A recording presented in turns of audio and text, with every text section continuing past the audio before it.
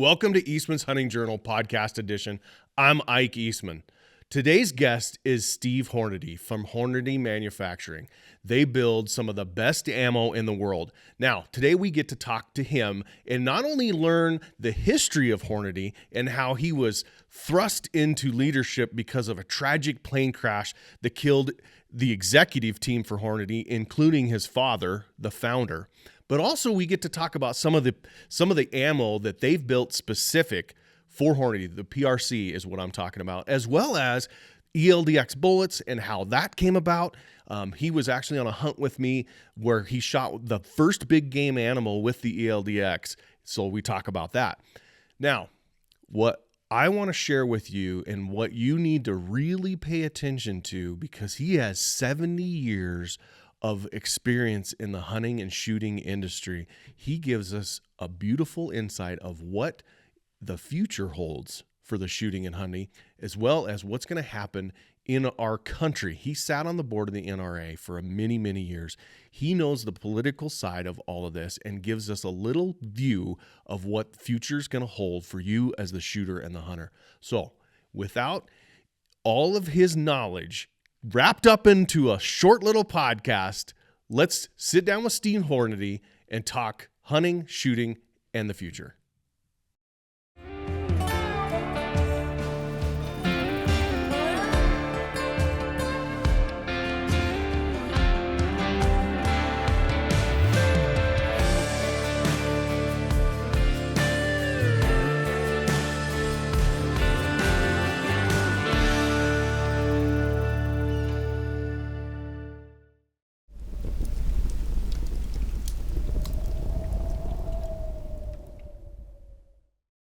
Hey there, fellow hunters and shooting enthusiasts. Are you tired of ear-ringing shots and the fear of permanently damaging your hearing? Nobody wants to be that old guy.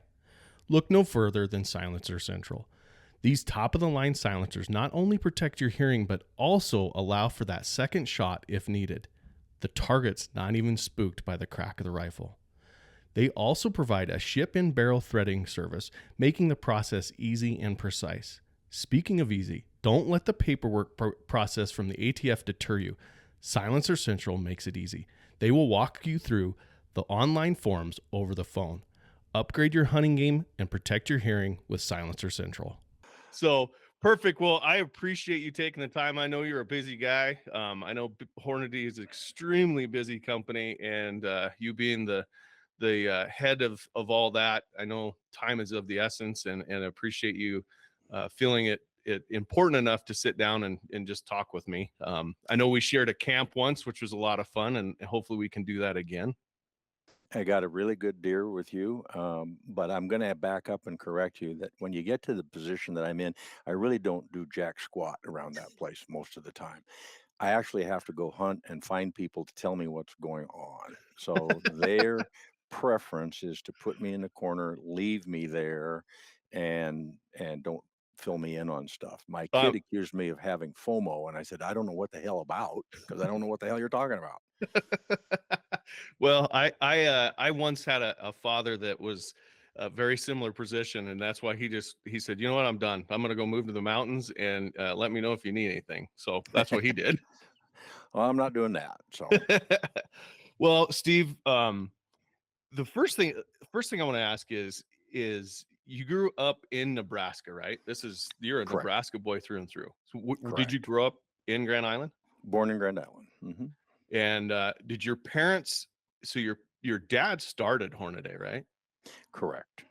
My father and Vernon Spear were avid shooters, competitive shooters back in the 30s, and then of course the war started, and that kind of put the kibosh on that. But it didn't mean that they wanted to stop shooting. So they were still in partnership at that point in time, and redrawing 22 rimfire jackets and making varmint bullets out of them and going out here and shooting prairie dogs and other varmint shooting that they could do here in Nebraska. And I've thought many times this would be a phenomenal Harvard Business School program about you started a business selling bullets to people who were coming back from World War II, and you thought that they'd want to do some shooting. What on earth math made you think that this was a viable business model. But it was, and Spear was doing the same thing, and the the four guys that ran Sierra were making the same thing. John Nosler had started his company. Fred Huntington had his. All of these guys after the war got entrepreneurial and started building these companies and making all of these different products. But you have to ask, why why would that have worked based off of what had just happened? And there's no logical reason why it would have. Yeah, you would think that there would be enough guys, that they would have uh, their fill of shooting stuff. Yeah.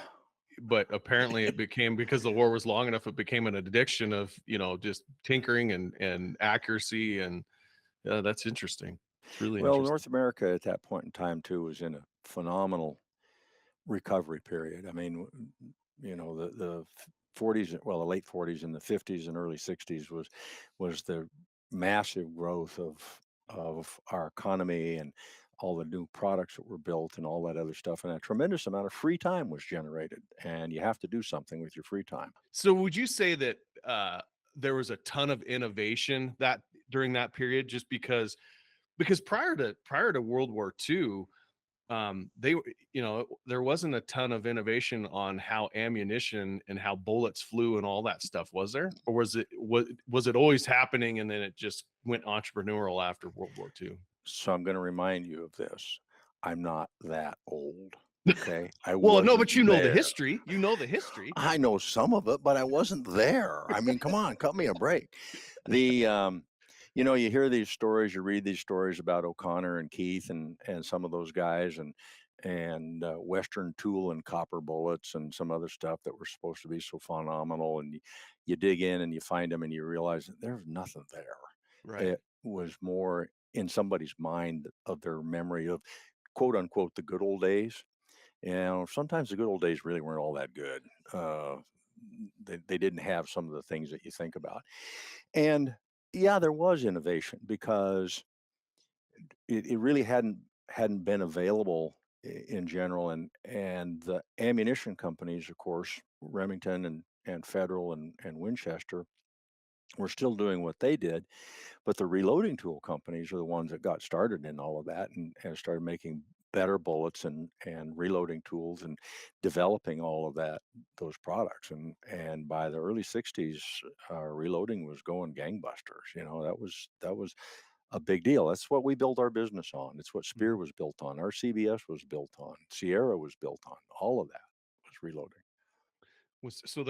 And you mentioned this before. Do you think it was because guys had a lot of free time and they understood the mechanics of the physics and stuff from being in World War II, and they were just tinkering, like garage tinkering, and so they wanted to reload their bullets, and it just became a hobby?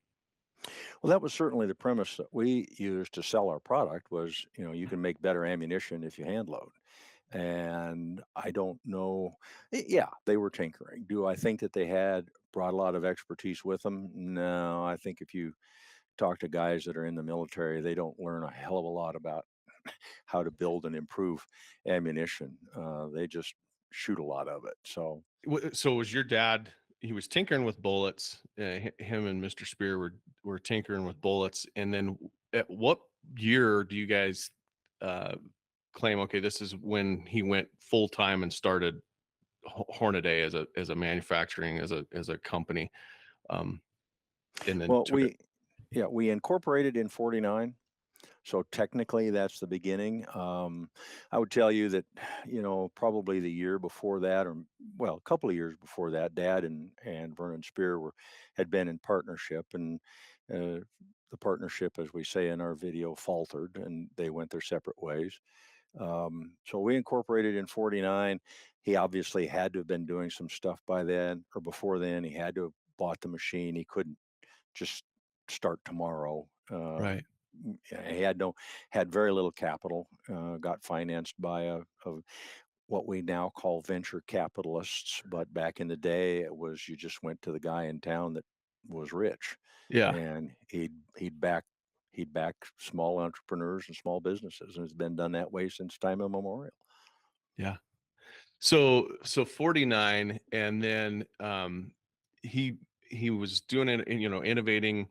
What were some of the things that he started with that you guys can look back and go, man, that was really something that changed the trajectory of Hornaday? Oh, well, that's a little bit tougher because there have been several. I think there are several things in our history that have really changed for us. The first thing that Dad started with was a 30 caliber, 150 grain spire point. That was what fit in the 30-06, and that original bullet had what he called then a pencil point, and it did. It looked just like a cone, a pencil cone. And sometime, I'm not exactly sure when, later in the 50s, they developed the secant ogive profile, which really all of our competition was using a tangent ogive. And for those people who don't know what we're talking about, that's the profile of the bullet. A tangent ogive is just a curve. It's just part of a circle. Secant ogive is comes off of the arc and changes the direction of that ogive a little bit so that it is sleeker. And it had actually been developed by the military, by the Army, who'd done the research into ballistics, that a secant ogive was a more efficient ballistic profile to build bullets. But for a lot of the people, a tangent ogive was just classic design, and that's the one that they've been made before, and that's the one that they're going to continue to make and still do today. And it can work. It just depends on how you develop your head height and what you do. Some of this stuff might get a little bit more technical than a lot of people want to listen to Well, on this, and it gets too hard to explain. yeah. Without a piece of paper and a drawing board and someone sketching it out and Well, formulas that neither one of us understand. So, yeah. Well, I'm actually just looking at the bullet profiles behind you on your backdrop, and mm-hmm, going, oh yeah, that's kind of what he's talking about, and that's kind of what he's talking about.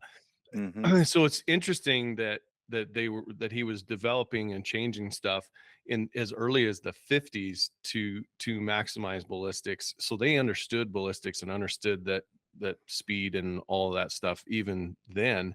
Um, so I know that your family went through some huge tragedies in the past.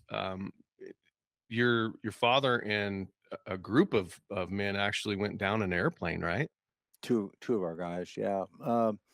My dad, Ed Hears, who was in the wings as an engineer who'd taken over a ballistics lab, but he was a mechanical engineer, had come to us and was going to work his way up through the designs and things, and started designing one of the reloading tools. He was a very innovative young man. And the other one was Jim Garber, who had been working with a local retailer wholesaler for a number of years. And when they closed up, we brought him in to work in our sales department and be part of that team. He was a real aggressive marketer, reach out, talk to everybody, and say hey and get people talking to you.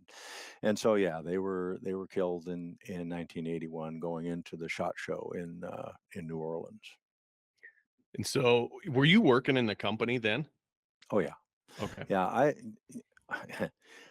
started working in a company when I was 13. Now I was mowing lawns, and I Yeah. didn't get to come inside until I was 16. And the primary reason was because my dad didn't want to have to come home, get me, bring me back, etc. So when I was 16, I could drive, so Ah, I could get to work on my own damn time, and that was how that worked. So. I see. So, and then, um, obviously with your dad passing, that changed the dynamics of the management there, right? Well, Pretty so you were, much. how old were you in 81? Well, I don't want you to tell me. That's Well, you were okay. I was 32. I okay. was 30, You were pretty 32. young. Yeah. Well, I turned 32 in 81. So Okay. I was born in 49. Get a pencil out and you can do the math. You were you're the same age as my dad, actually. Uh-huh. Born That's the same year interesting. my dad started the company, which makes me wonder what he and my mother were doing part of the time. No, my mother was not very happy because my mother was 36 at the time, and she didn't think being pregnant at that age was what she wanted. But Ah. that that was the break. So here I am. So you get what were you doing for the company prior to that SHOT Show? Were you in the sales department? Were you weren't obviously mowing lawns anymore? Wasn't mowing lawns. Over the years I'd done quite a lot. I worked in the plant for several years, and then we had bought Pacific Tool, and they were located in Lincoln, Nebraska, and we bought them I think we took over in January of '72. And then we moved them to Grand Island in '72, built the plant here for the tool plant. And I was involved. I'd been working and going to school when the company moved. My job moved, and so I moved with it. So I worked with the reloading tool company in sales and marketing, and then with the bullet company in sales and marketing. And at that point in time, we'd started Frontier Ammunition, um, which was one of the first reloading reloaded ammunition companies. We were buying surplus brass from the military in 308 and 30-06 and loading those two cartridges and also neck or sizing them down to 243 and 270. So with those two basic cartridges, you got four of the most popular rounds in hunting. And Dad's premise was that there are some people who want to shoot my bullets, but they don't want to hand load. They don't want to learn it. They don't want to go through it. And so that was the idea behind getting into ammo at that point. So Pacific Tool allowed you guys to build the equipment to hand load. Is Correct. that what that was? Correct. hmm At the time, they were very heavy into shot shell reloading equipment and not as strong in metallic handgun or rifle and handgun. We put more emphasis on that as we went forward, but the shot shell reloading was really a big part of it at that point in time, and that was that was a big part of Pacific probably for the first 15 years or so. But shot shell reloading is just continuously diminished in popularity and things. And partially because there's so much shot shell ammunition and it's so economical. And, my dad and I shot trap almost every Sunday during the summertime. And, Saturday night was sitting there, loading up 500 rounds of ammo for us to go out and shoot the next day. Right. And a lot of guys are going to look at that and go, wait a minute, my Saturday night doing what? I don't think so, Tim. Um, but we moved into more into the metallic and at that point in time, and that was growth of the tool company. So do you guys still do stuff in shot shell? Um, Yeah, but it's very minor. We still have our main 366 shot shell press, but sales of that are very small now. There are a couple of other people out there in the marketplace. Mac, I believe, is still manufacturing them. They're probably the most economical of all those reloading tools, shot shell reloading tools. And they do a good job and they get the job done. So yeah. So after that shot show where they went down in the airplane, was it just thrust into the leadership of the company? Was there a huge transition? Was it, I mean, I can't imagine, just looking at my own company, I can't imagine what kind of turmoil for a pretty long time that would cause in my organization. When was it a struggle? I'm sure it was. Looking back, this is over 30 years ago, Yeah. 40 40. years ago. Yeah, almost. And so your memories fade. I I don't remember us, n- no gnashing of teeth and beating of breasts and oh woe is me and what's going to happen to the world. We our company was in good shape at that point in time. We were profitable. Um, we didn't need to worry about financing or anything like that. We had a good relationship with the bank if I needed money, but I never did. Um, the premise was I was going to take over, but I knew jack. Okay, I didn't know jack shit about how to run a business. My dad and we just kind of were doing stuff by the seat of our pants. And you you'd made a comment earlier about how they knew about ballistics back in the 50s. Nah, they didn't. They they were just sitting there noodling and trying to figure things out like just like anybody else does, try to solve the problem today. And then so that was what was going on in 1981. And there were some other things that were happening at that time. My wife had suffered kidney failure, and the reason that I wasn't killed with my dad was that she'd had a kidney transplant the week before they left for the SHOT Oh Show. my So I gosh. stayed with her, and otherwise you'd be talking to somebody else. I don't know who. um, and so all we could do at that point in time, I could just keep going and try to figure out what we were doing. We had people who were running production and had a sales guy and a marketing or advertising people and I didn't, like I say, I didn't know squat about how to run a business or anything, but I didn't know it at the time, but take the physician's philosophy is first do no harm. And so it's like, don't change anything, don't get smart and try to be something that you're not because you don't even know what you are. Um, I had family behind me. My mother was at that point in time a majority shareholder and making those decisions, put me in that position.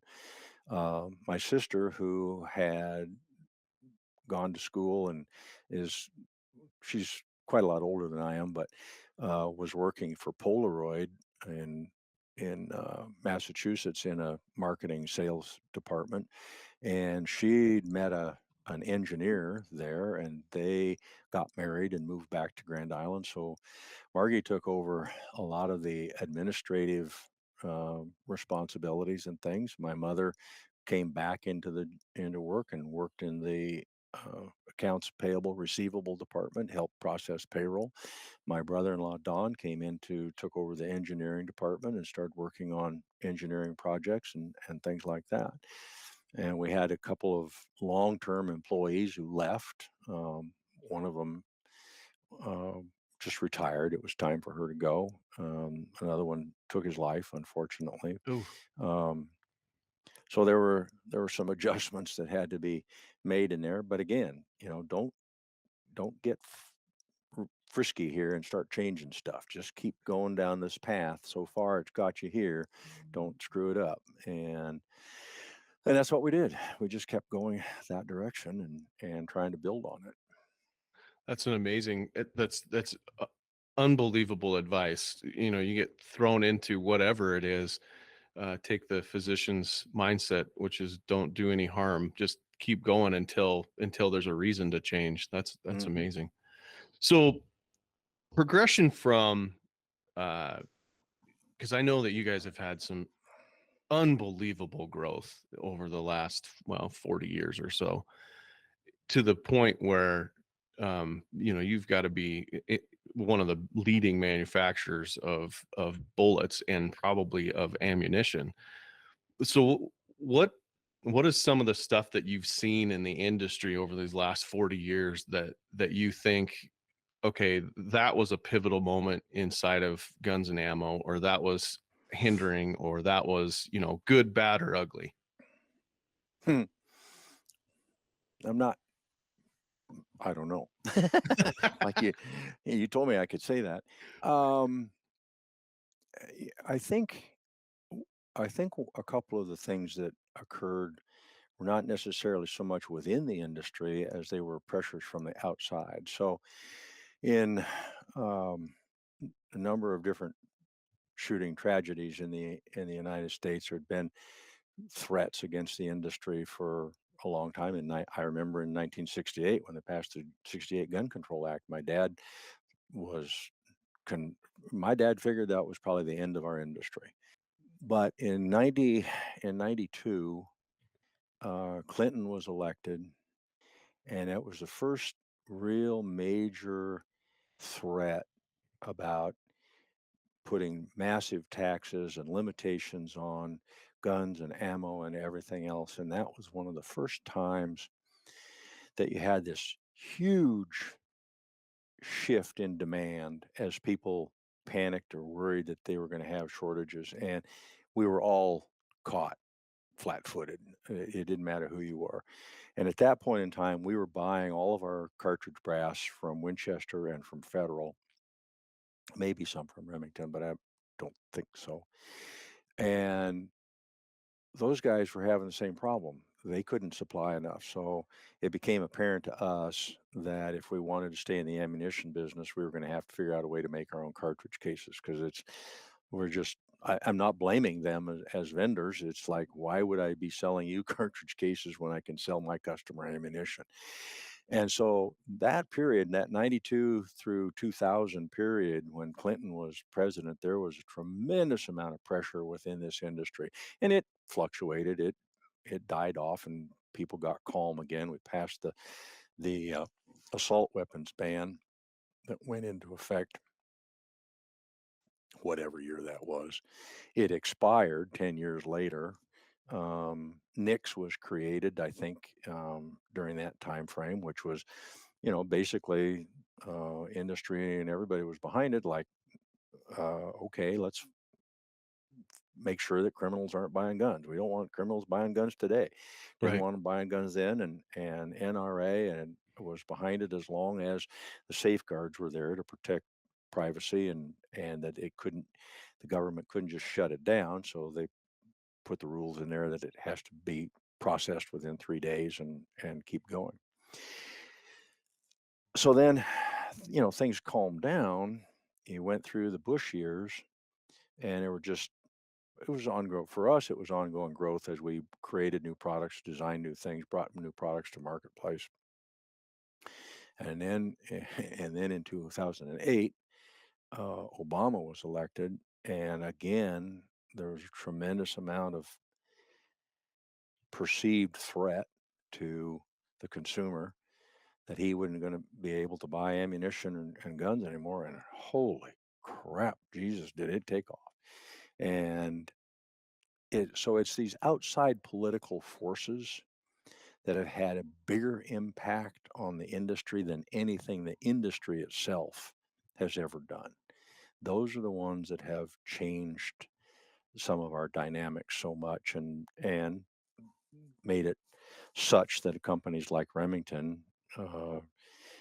there were some strategic errors that they made in there, but ultimately the company failed and it's gotten broken up now, and Remington got absorbed by Federal. Um, Barnes got bought out by Remington earlier. So there's been a lot of that consolidation and stuff, and now we see people getting back into the business and dividing up again. And you've got a lot more small manufacturers out there making product, but again, it's the political threat that we face that is the one that our industry has become the most united behind, I think. We created the Hunting and Shooting Sports Heritage Foundation in 99, and that was a result of uh, the mayor of New Orleans was the first one who filed a suit against against the industry, and that was the first one where the industry came together to build ourselves a joint defense.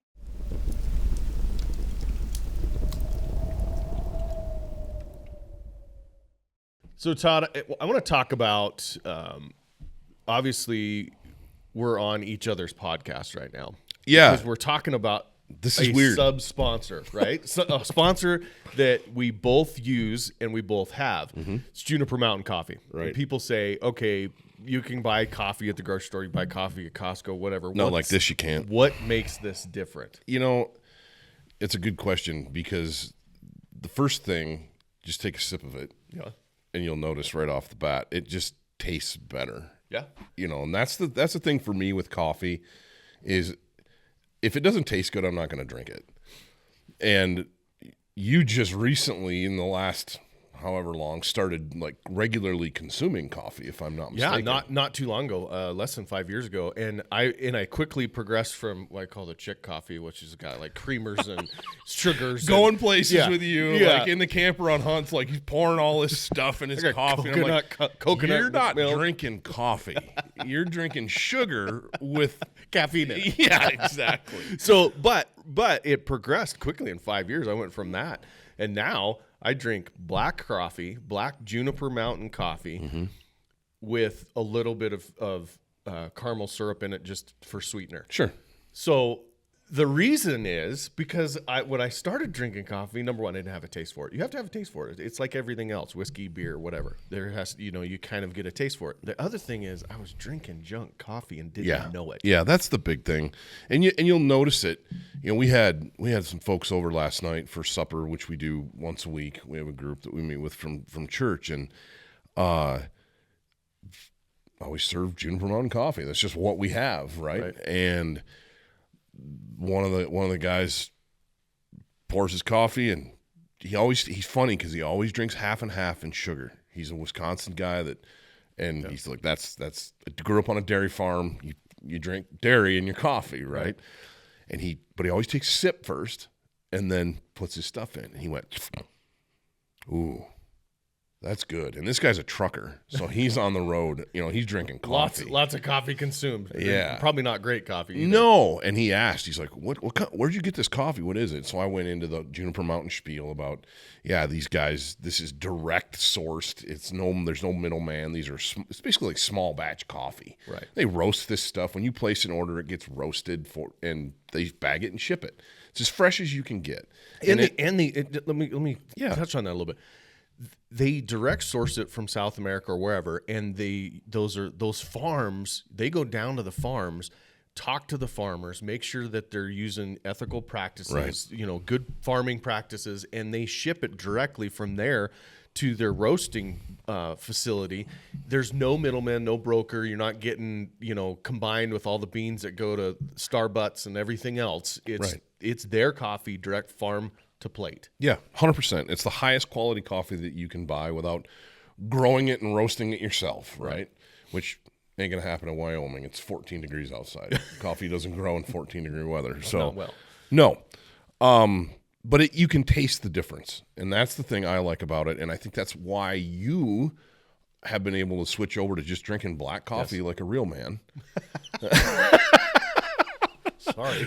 Well, where I grew up, they just put it in baby bottles, and if the spoon didn't stand up in the pot, it wasn't ready yet. That's right. That's right. And it's cool. We did a thing recently on our YouTube channel on how to make coffee in hunting camp. Everything from truck camp all the way to the backcountry. How to do it easy and quick, and you don't have to have a bunch of stuff.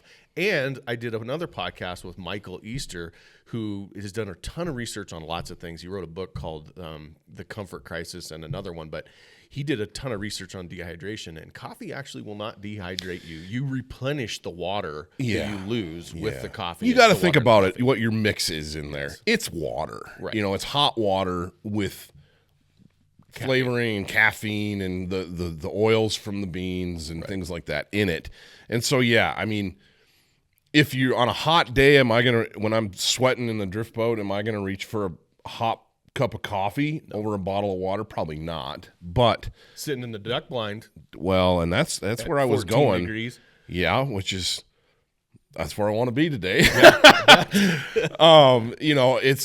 It's your brother said it best when I took him on his one and only waterfowl hunt.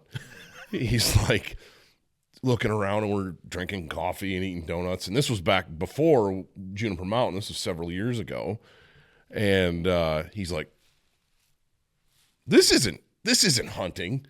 This is just a coffee club with shotguns. And that's why I like it. He's not too far off. That's the beauty. That's the beauty of waterfowl hunting is you get to do that communal stuff, and you drink a lot of Juniper Mountain coffee. That's why it was my Christmas pick. Yes. In EHJ 200 that we just sent to print. And they're coming out with they have a bunch of swag. They have a really cool logo. It's got an elk on it. They're Western guys. Yeah. They are, one of their statements is coffee without a coffee without compromise. Yeah, without compromise. They're patriots, God-fearing, good guys, and they hunt. They're Western hunters, big time. In fact, I get to go on a hunt with them in Canada, in northern Canada, Alberta, where we're going to be drinking a lot of coffee. If it's 14 degrees in Wyoming and you're driving closer to the Arctic Circle by about 12 hours, pack clothes, man. Bunny boots. I'm going to test my cryptic for sure. Yeah, no kidding. That and chemical hand warmer packs to put in your feet. Yeah, so check them out, junipermountaincoffee.com. Actually, if you mention that you heard it here on one of our podcasts or one of Eastman's brands, you get 25% off. Just use the promo code Eastmans when you go to checkout, and you'll get 25% off store-wide, including your coffee. They're coming out with coffee subscription. They're coming out with singles. They're coming out with cups. K-cups. They're coming out with what are they? Cold brew cans. They actually are building one with other people in the hunting industry. We'll probably have one too, but they're building one with different vitamins and CBD and all kinds of stuff in it. So cool. Yeah, check them out. So JuniperMountainCoffee.com. Yeah, JuniperMountainCoffee.com, 25% off with the code Eastmans. Yep. And if you don't know, what you want, hand me that bag. So let's explain this a little bit. These guys have, right now, they've got 4 roasts out that are available. This is the dark roast. This is Camp Cook. They have a Trail Boss, which is my favorite. That's a medium roast. Yeah. And then there's the Lightning, which is like a light roast. Yep. And that's got the most caffeine. So if you want lightning in your veins in the morning, go with the light roast. If you like that, if you're not sure where to start, I would recommend the Trail Boss. I love a medium roast. It's just medium flavor. It's a all-purpose coffee. It's phenomenal. But they do have like 3 packs that are like variety packs that you can try all of the different roasts, and that way you can tell what you like, and then you can figure it out and go from there. And that's a good point, because I started before Juniper Mountain, I was drinking medium roast coffee. And I started with their medium roast, and it just wasn't enough. And so I went to the dark roast and absolutely love it. So what do you mean by it wasn't enough? I'm a flavor guy. Okay. I'm a straight bourbon. Don't even put frozen water in my bourbon. Right. I'm that kind of guy. I like the flavor, and I like how it touches the flavor palette. I'm a dark roast guy. Sure. The other thing that I didn't know about this, so these little bags have holes in the bottom, and I asked him, one of the first things I asked him, I said, "How long does this stuff last? If you buy this bag today, how long can I keep it?" And he said, "Years." These are nitrogen-filled bags. Right. And what this is a vent system, so that different pressures, air temperature, air pressures, it can vent that gas off. But you can leave this thing in your cupboard. You don't even have to freeze it in your cupboard for a long time. Now, once you open the little tab on the back, you're going to want to put it in an airproof container and put it in the fridge just to keep that open bag longer. Yeah. But if it's closed, sealed, like you got it from out of the package, you can leave it in there for a long, long time. It was interesting you say that, because I took camping this last summer. We put up a big camp and do the family thing every summer. And I'm old school. I like the wall tent, I just do, and I like to make cowboy coffee. It's just something that I like to do. That's one of the ways we did it. I know. I remember. But about the pressure regulated bag, we live here at about 4,700 feet. When we went up, we were just shy of 10,000 feet where we were camped. And I got that bag out, and it was like, as everything does. You go over the mountains, and a bag of chips blows up huge, right? Yep. We unpacked. I got kitchen set up. By the time I got the kitchen set up, when I pulled that coffee out, by the next morning, that bag had gone back down. It had pressure regulated. Yep. It's amazing. Yep. All done on purpose. I know. Amazing. So check them out, junipermountain.com, and use the promo code Eastmans, 25% off the full store. One of the questions I have, follow-up questions of that, do you think it ramps up since Clinton and then Obama? It seemed like Clinton started it. It got crazier with Obama. And then we're currently in the Biden administration. Is it just as crazy now or crazier, or is it slowed down with the scarcity? Well, it's stabilized, and you have to remember that during Obama's year, that was in 2012, that was when they had the Sandy Hook killings. Just an absolute catastrophe. I mean, it just, there's nothing that can compare. What sick piece of crap thinks that killing children is something that you do? We'd had the shooting at in Colorado at Columbine. Columbine. Thank you. Right. That was probably one of the most catastrophic events that our industry has had to face, and of course, the nation was outraged. The administration was outraged. The industry was shocked and sad and miserable, and hated the fact that our products were used in a way like this. Yeah. But we didn't do that. A madman did that, and so it's not fair to impose on the whole industry the things that a madman did. But there was obviously there were reactions to that, and there'd been, in the first part of Obama's administration, there'd been a lot of fear that he was going to pass some laws that didn't happen. And 12, there was going to be more fear of things that were going to happen, and they didn't. But that fear has gone through the consuming public multiple times, and it stayed that way up to the end of Obama's administration. And then in 2016, everybody, I think, including Trump, thought Hillary was going to win, and they were scared to death that she was going to slam the doors on things, and it exploded again, and was huge impact on the industry. It didn't materialize that way, and so there was a recovery and slowdown, and there was an increase in capacity, and the whole industry's increased our capacity. Well, fast forward to 21 or 2020. Yeah. Well, 21 when the COVID thing hit, and Yeah. 20 it started. Yeah, it hit because Trump was still president. Yep. Holy crap! Here we go again. And of course, that was a social disruption that was unprecedented in the history of the nation. And again, more panic, more people buying. There was other disruptions going on, and people were reacting to. And nobody knew what was going to happen at that point. And after the 20 election, in reality, by then it was pretty well established that what could be done by the government at that point in time was somewhat limited in scope. As long as one house or the other of in Congress was not absolutely dominated by one party, you could slow things down. You could get some common sense in there, and make sure that you still have to respect our Constitution, and you can't pass laws that are illegal, which we deal with today all the time, because some of these states have passed some laws that are just, not only do they violate the Second Amendment, they violate your First Amendment. They probably violate 4 through 26, as far as I can tell. Every damn thing that we've got, they're violating in one way or another.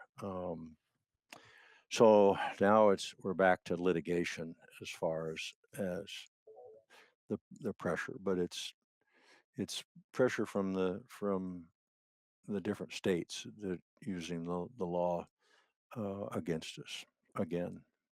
But you think it's normal, or it's stabilized better than, in 2020 or even, during the Obama administration? It's stabilized. You guys are being able to manufacture stuff. I go to my local Murdoch's or whatever, and it seems like those shelves aren't empty anymore, and people are out burning ammo. When I go to the gun range, they're out doing their thing, which is awesome. You do know we really like that part. Oh, I bet. Oh, I do know that. I do know that. Ammunition's like Fritos. We'll make more. Don't worry about it. And you can't just shoot one, right? Exactly. So speaking of that, do you see the opportunity for innovation? We kind of talked a little bit about how the innovation happened in the 50s and 60s and stuff. Is there been some unbelievable innovation through this span of growth, or has it just been we're just trying to make what what everybody wants, and we'll come out with innovation down the road? With normalcy, is there becoming more innovative? Uh, it, well, perhaps in a way. I, d- I don't think that there's so much from the consumer side that he sees as staggeringly innovative.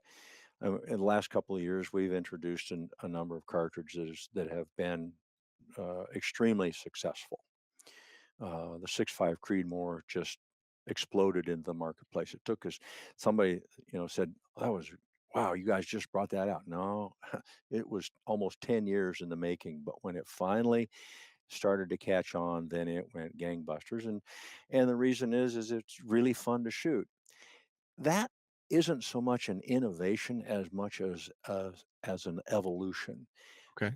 because the 6.5 Creedmoor, the 260 Remington, the 6.5 by 55, those cartridge cases are within a fraction of one another. But what we did differently was we tweaked them in a way to improve the performance of that. The 6.5 Creedmoor is shorter than either the 6.5 by 55 or the 260 Remington, but the overall cartridge length is not. And so what we did is, let's seat that bullet further out there. Let's make sure that the base of the bullet is in the neck and not down in the powder column. Let's make sure that the powder column is all behind the bullet. Let's make sure that that chamber, not the cartridge chamber or the rifle chamber, but the cartridge chamber, the burning chamber of that cartridge, is a better shape and is more uniform to give you more consistent and uniform velocity. And let's seat that bullet out there so that it doesn't have to jump as far. Let's redesign the chamber, which we did, and with straight sections, but very narrow and tight tolerances. And all of a sudden, it's not a kick-ass velocity or blowing the doors off with power and everything else, but damn, it shoots. Yeah. And you sit there and you start shooting at as a target, and all the bullets are going in one hole, and it's like, wow. I got a letter from a guy. I still have the letter. I'm never going to let go of this letter. And he wrote and he said, I do I'm meticulous in my reloading. I weigh my cartridges, I weigh my primers, I weigh my powder charges, I weigh my bullets, I trim my necks, I do this, I do that, I do everything. I put my ammunition together, and I have some of the best ammunition in the world. I bought a box of your 6.5 Creedmoor, and this is my first target. And he's got 3 shots that basically you could cover with your little finger. And his friend said to him, if you could do better, how would you know? And it's the truth. You can't. You, it's this tiny little knot hole. What are you going to do better than that? And so that is not as so much innovative, I think, as it is you follow the rules that we all know work, but you have to impose them across the board. And then we brought out some other, the 6.5 PRC, the 300 PRC, now the 7 7 millimeter. PRC. All of these building off of that premise of how you build a cartridge. It's not the loudest, it's not the fastest, it's not any of this, but I'll challenge any other cartridge in the marketplace to perform. And performance is not just velocity. I Right. was reading an article where this guy said, I've got 10 cartridges that'll outperform the 300 PRC. Yeah, you're right. 300 Remington Ultra Mag, as far as velocity is concerned, blow us out of the water. But it'll also blow your shoulder off after the 5th shot, and you don't want to shoot it anymore. And Yeah. if you don't want to shoot your gun, that's no fun. Yep. That's That's not right. fun. That's I right. had a guy I'm going moose hunting here in a couple of weeks up in Alaska, and I was talking to the outfitter, and he said, hey, I need you to get a wolf tag. I said, okay, I'd be happy to shoot a wolf. And he says, yeah, you might even get more than one. I said, oh, okay. And he says, yeah, I had a guy up here. He could have shot 5, but he was shooting a 338 and he was scared of his gun and he didn't get any. Oh my And gosh. and and that's that thing is like, you you close your eyes just when you pull the trigger and duck your head because you're afraid of the recoil. That's not That's not fun. fun, and that's No, not performance either. no, So that's right. So I'm excited. I got my first 7mm PRC this year, and I'm excited to get it in the field. It's all worked up with. We're shooting suppressed now, which has been a lot of fun, and that thing performs unbelievable with the silencer central suppressor on. It's unbelievable. I've never had a gun, and I've had I was one of the first people that I know that shot the 6.5 Creedmoor. Everybody else is going, I don't know, that's pretty small, the whole gamut. And I was the first one right, to do it. And up until this year, I've been shooting the 6.5 Creedmoor because it just works. And especially now, I want to get into this here in a second, but especially when I started shooting the ELD-X, that was a game changer for that caliber. And I'm okay, really excited to shoot this 7mm because you're right, it's progression, and we've talked about this a lot in our office. There's a lot of things, just like what you're talking about with ammo, that our tolerances on manufacturing stuff are so tight now that you can't duplicate that even if you tried, because the equipment with CAD and machinability, everything is just perfect. Every cartridge coming off the line is the exact as the one before, and so the box shoots the same. It used to yeah, be you get a box. I remember as a kid, you get a box of ammo and you'd have 2 or 3 of there that they'd be wingers that just wouldn't shoot right for yeah. whatever reason. And now that never happens. So let's talk about the ELD-X, because that was the deer hunt that we went on together in Colorado. That was the first animal that bullet had actually killed, correct? Yeah, I think so. So let's talk about, would you consider that innovation or is that progression as well? Well, so the ELD-X is an evolution of our interlock design, and it's got a tip on it.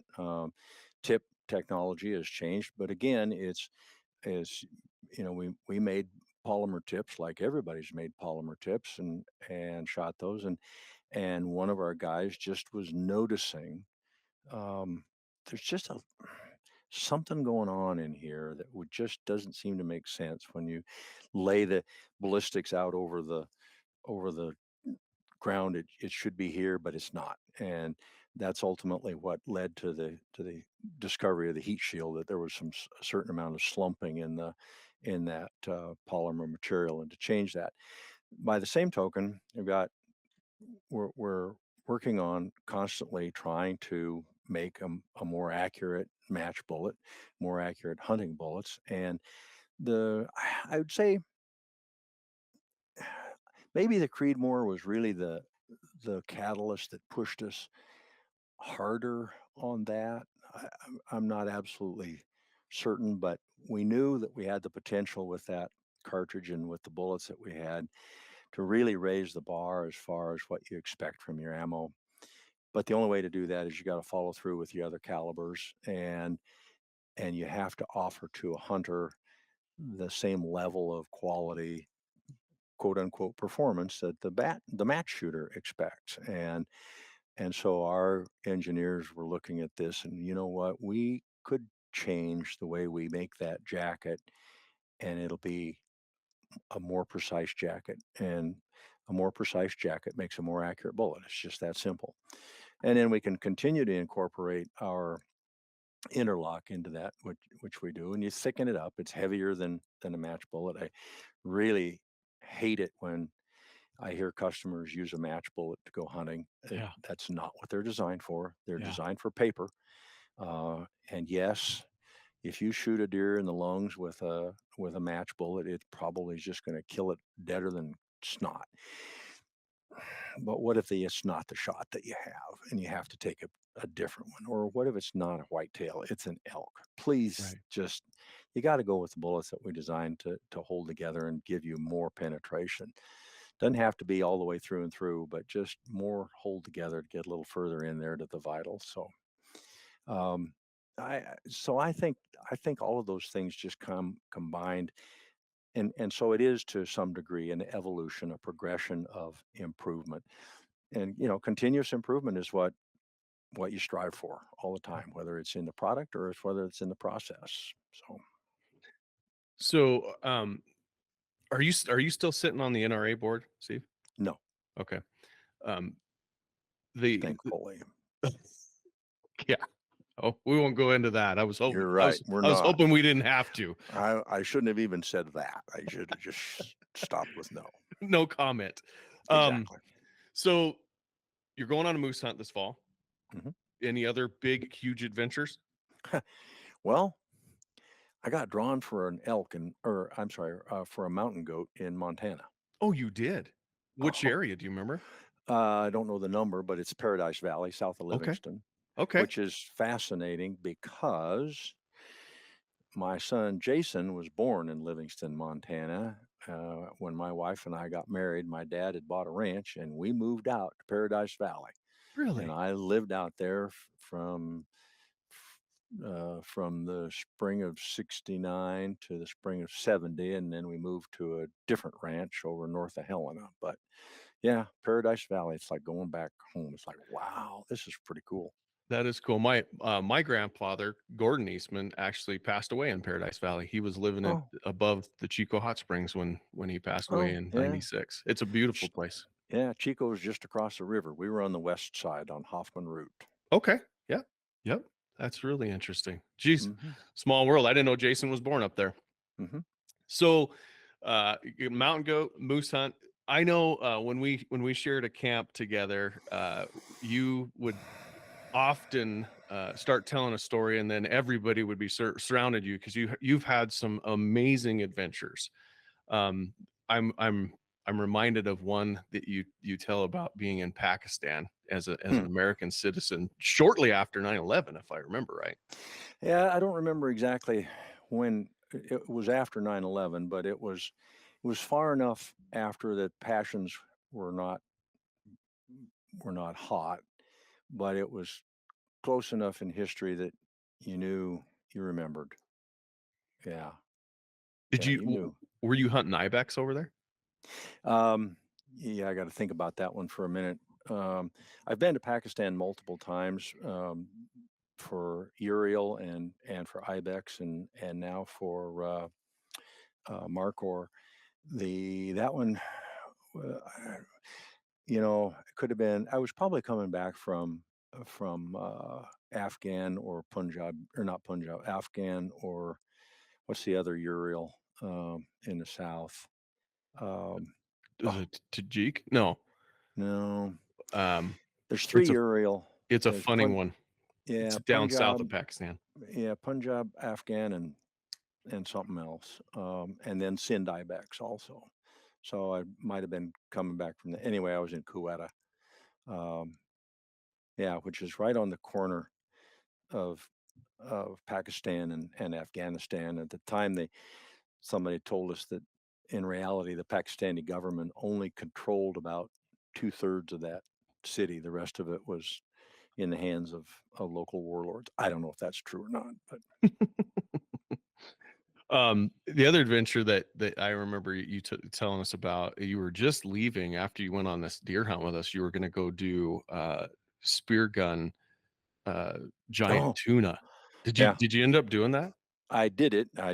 I never even held a spear gun. We got in the ocean and we tried to find fish, and I was hunting with Con Karakaya, and that man could hold his breath. Holy crap. He would dive down, and he'd be 15 to 20 feet deep in the water. And every now and then, maybe I'd see a fish go by, but it was like at 400 miles an hour. He shot at one and stuck it with a spear, but it went through it, and that fish took off. And eventually he got that spear back. And these were huge because he's shooting a giant tuna. These are not 25 pounders. These are 300 pounders. Oof. And that spear was just about bent in half. It was unbelievable. And it broke the equipment and everything else. I discovered very quickly on that trip that I am just not really an ocean person.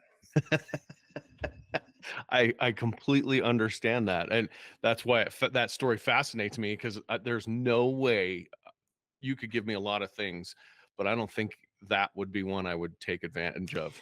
Well, it sounded good when he presented it, and I talked to somebody else that had done it who had a great time, and I really thought, this would be would be really cool. It's different, and it's different. I mean, we had a good time. I had a good enough time. It's just I can't hold my breath that well. I couldn't get as good enough seal around my mask to spend that much time in the water, and I couldn't go down to the depth that Con could go down and stay down there. Yeah. And it just the water was just too murky. We just couldn't see what was happening. So Yeah. Huh. That's crazy. So what about other adventures? What's one that you look back on and go, this is an adventure that I absolutely would do again, or I wouldn't do again, but I'm glad I did it. That's a little bit tougher. I have people say to me, "What's your favorite hunt?" And it's like, no, there's no such thing as the favorite hunt. They've all been there've all been aspects of them, some very disappointing, very unhappy. Uh, but there's no guarantees, and generally when I've had a bad hunt, it's got nothing to do with the game or the location or anything else or the availability of game. It has to do with how the outfitter has performed, and Yeah.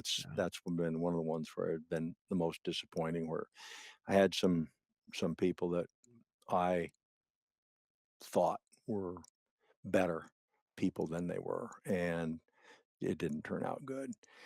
Um, but it's like, so somebody says hunting in this place, and so you hunt in the Rocky Mountains.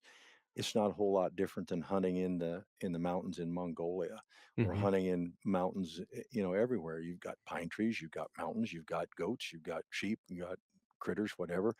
I can remember being in Africa and walking down this dry riverbed and going, "Holy crap, this is just like the Platte River in Grand Island, Nebraska." And it was exactly the same, dry riverbed, vegetation on both sides, and just dry sand. And so everywhere you go is like someplace else that you've been, Mhm. um, except for the one that was different, and that was polar bear. And there ain't nothing like that. Oh my gosh. So how long ago was your polar bear hunt? Ooh, Decades ago? no, not decades. I'll let you do the research. When did they get the law passed, or when did the judge impose the restrictions on the importation of polar bear? It was that spring. When I Okay. went polar bear hunting, it was legal to hunt them and to import them. And when I applied for my permit, it was legal to import them. Before my permit was issued, a judge on the West Coast issued a prohibition on the importation, and that was when I was there. But so that's been, I'm sure it's 10 years now. Yeah. We Yeah. fought It that was. thing everywhere, but Yeah. it's a lost cause now. So that's awesome because polar bear is on my bucket list primarily because I agree with you 100%. There is nothing like that. There is no other animal that lives in such extreme conditions as a polar bear. So did you do it? Did you do it behind the snowmobiles? Did you use dogs? Did you, what was the experience? Because I've heard a plethora of different guys like Jim Widgem from Kinnetrek. He did the whole being pulled in some sort of rickety sled behind a snowmobile and getting absolutely pounded for Oh, 7 days. it's just like riding a rock. Yeah. Yeah. So when we did it, we had both. You had a snowmobile pulling the sledge that was our tent and fuel and food and everything else. And then we had dogs pulling the sled that I and the other guide were on. And yeah, it's like riding a 2x4 across the ground. Oh, Ice is as hard as a rock. There's no springing on this. It's just bang bang bang on whatever you hit. That's what you get. I damn near's missed the whole trip because I'm watching them. I'm just fascinated with everything going on, and they're hooking up dogs and everything else. Well, you hook up that last dog you're and leaving. they go now. I didn't know that. I thought it'd be, he'd turn to me and say, "Okay, Steve, you want to get on?" He reached out and grabbed me, and literally as that sled's going, he's dragging me onto the sled. And so I'm crawling into position because otherwise they were gone, and God. there's no stopping them. They Oh. go for a long ways before they stop. How So many days were you out there? Think about that. About 5 or 6. And it's in like Yeah, in April, isn't it? March, April, something like that, when the sun's you I actually get I daylight. I was in there I was there in March. We had daylight, Yeah. you know? Yeah. No, we had sun all the time, and it was absolutely fascinating. I mean, because those my guide, he knows, where do you go out there? For you Yeah. and me, we look out there and it's all the same damn thing. He looks out there and goes, nope, there's an ice ridge over there, and at that bottom of that ice ridge is where the ice is thinner, and that's where the seals come up, and where the seals come up is where the bear goes, and so that's where we go. And and that's what we did is we hunted these ridges of ice out there, and I did a map figuring out where I was, and when you look on the map, hey, there wasn't nothing underneath you for like 2,000 feet, It's except water. there's a layer. Yeah, except there's a layer of ice that's about 20 feet thick. But Oh my but gosh. you're out in the middle of the ocean, and, but it's frozen solid. It was Wow. truly fascinating and cold. Yeah, you could tell the difference between -40 and -20. You It could felt feel the you could feel the difference. the difference between 50 and 70. Uh-huh. And and that's what it was. Wow. -20 was as warm as it got when we were out there. So What did you do with your bear since you couldn't import it? at the time, of course, we skinned it out, salted it. I applied for my permits. We fussed around for a year or two, trying to get it. Maybe not even that long.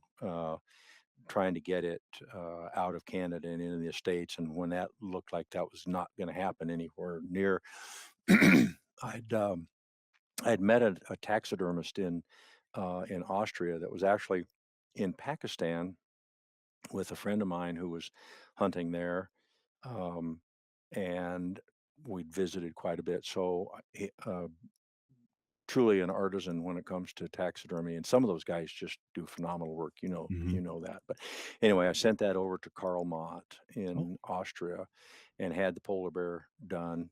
It was funny. He said, "I have made the polar bear with one foot in the air so that when you shoot a seal, you'll be able to put it on." I'm like, "Yeah, you don't understand. There ain't going to be no seal in any of my mounts coming into North America. It's just not going to happen." And so I got that done over there, and it's in Germany with my importer over there in their showroom. Oh, So nice. So you get to go see it when you go over to Ewa. you go to visit, and I visited it at Iwa one year. So yeah, That's awesome. That's one of the things, like I said, it's on my bucket list. My grandfather hunted them a lot in the 50s and 60s, and even into the early 70s. And it's on my bucket list, but I've been trying to figure out what do you do with it? Once you do that, you can't bring it back. So you got to you're find not bringing it. somewhere to put it. Yeah, you're And not bringing it home. yep, yeah, it's unfortunate. It's absolutely unfortunate. Well, Steve, I appreciate the conversation. I know you have a time limit here. I just have a couple questions. Kind of one of them on hunting. Why would you say that the the passion or your drive to hunt, what do you say that is grounded in? Why do you hunt? I don't know. you know, so you know that my primary passion when it comes to hunting has been mountain animals, sheep and goats. And somebody said, why do you hunt sheep? And I said, if you understand why, I don't need to explain it. And if you don't understand, there's no explanation I can come up with that you'll get it. I think, some of it's the adventure. You're going to go someplace that you wouldn't go. Nobody would go. You hike up, you follow these ridges into no man's land, and you wonder whether are you the first person that has ever trod this little stretch of dirt, or have your forebears been here, you know, 10,000 years ago, and you're just walking over the same territory. But I, if anything, I think it's that's adventure as much as anything, and the the killing is not the ultimate goal. It's part of the process. It's what it's the culmination of the adventure. It's what puts the icing on the cake and finishes it off. I wouldn't go these places if it wasn't for the hunt. Yeah. So you got a mountain goat hunt. Are you doing that in September or October? September. Well, last days of September, 1st of October. So That'll they're be gonna be fun. tough. I'm in pretty good shape, but I had back surgery this spring, Oh, and it has taken a toll on me. I hope it's a horseback hunt. I hope it isn't. I don't want to be riding a damn horse and moving. Oh God, no, thank you. I'm prepared to ride a horse. I've ridden horses all my life, so but I don't want to have to spend very much time on a horse if I can avoid it. Yeah, that's awesome. Well, I'm excited to hear about it and to see photos. It's going to be a fun adventure. I hope so. I have a couple friends that are outfitters up there that do goat hunts, and I get to see the photos every year. It's fun. There's a lot No, of them, man. There's a lot that's of them. good.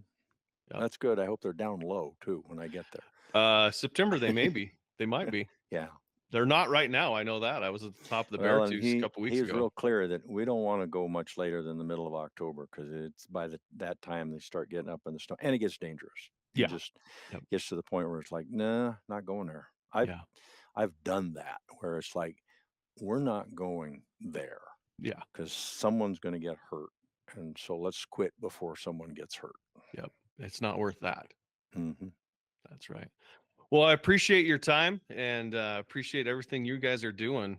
You guys have been a great partner of ours for a really long time. And you've been, you and Jason have been great people to us. And it's been a lot of fun. Of course, we have to put up with Neil Davies, but that's doable.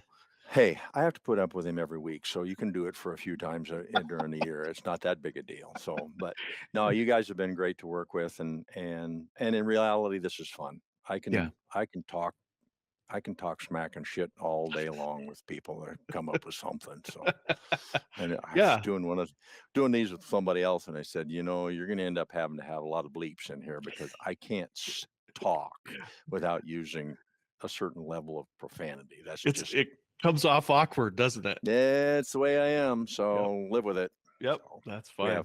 Perfectly fine. Good to be with you. Yeah, thank you. And Hornady.com, check them out. I'm sure, Steve, you're probably not on social media. You goddamn right. God bless you. I wish I could do that. What a crock of crap. I was reading one of these things that this gal was talking about how she had 15,000 followers. Why in the goddamn hell would you waste your time checking out what some other person's doing with their time? Bullshit. Go live your own damn life, for Christ's sake. And it's somebody else's. It's the high points of their life. It's not their life. Don't think that that's their life. It's just the high points of their life. Go get your own high points. Exactly. This is it just blows me away. Me away. I can't fathom why anybody gives a damn about all of that crap. So no Twitter, no Instagram, no Facebook, no nothing. Good for you. Good for you. Well, I appreciate it. If you need something in the meantime, let us know. I look forward to seeing a goat, a big giant billy goat photo with a Steve Hornady face behind it. The moose is the one that I really, because my son went hunting in the same place and shot a big moose. So now we have a little bit of a competition. Well, and I told the outfitter the other night, you do know I got to shoot a moose bigger than my son's. Well, we got 30-40% chance we might. So okay, that's close. And 4 wolves. And we'll see how that turns out. I think that's really going to be I hope it happens, but I wouldn't go all the way up there to shoot on a wolf. I'll guarantee you that. Yeah. So, what are you going to shoot your moose with? What caliber? 338 RCM. Okay, that's what I killed my polar bear with too. Okay, that's what grain of bullet is that? Is that 200? This is 200. You can shoot it. Actually, with the polar bear, I put a 250 round nose in there because I knew the trajectory is going to be short range. Polar bear's 50 yards maybe, and mine was closer to 20. Oh, the 225 that we've got will fit in that cartridge also, but it just don't need it for a moose. At 200 grain will be good, and it's about 2,600 feet per second. So And that's Alaska, right? Not Canada. correct. Yeah. Mhm. Fun. And I'm taking a suppressor. Yeah. Man, I've been shooting suppressed for about a year. It's a game changer. Love it. Yeah. Absolutely love it. I don't know why we Yeah. didn't do this earlier. That's crazy. Well, they had some sort of, the idea that this is an NFA object and somehow there's some sort of stigma attached to it. And reality is like, no, it's a noise suppression system so you don't blow your ears off. And Yeah. I was shooting with a guy in Africa, and he was doing culling on a ranch. He had a 338 Lapua with a suppressor on there, and none of us are wearing hearing protection. Yeah, that's There's no big crazy. deal. That's With crazy. 338 Lapua, that's burning like a half a pound of powder every time he pulled the trigger. We might as well be sitting next to a tank. Oh yeah, and it was nothing, just nothing. I had it So the other day. I was at the range, and this guy said this perfectly. He looks over, and I'm shooting my 300 Win Mag. He looks over at me. It's an older guy, and he goes, "What is that?" I said, "Oh, it's a suppressor. It's a Silencer Central suppressor. It's on a 300 Win Mag." He goes, "I have body parts that make more noise than that." yeah, no kidding, no kidding. I agree. Yeah. So, well, I appreciate it, Steve. I appreciate everything you're doing. Good luck up there in Alaska, and good luck up. Well, actually, right across. I can see the mountains from my office where you'll be hunting. So, Cool. have fun. All right, thank you much. We Yep. appreciate it.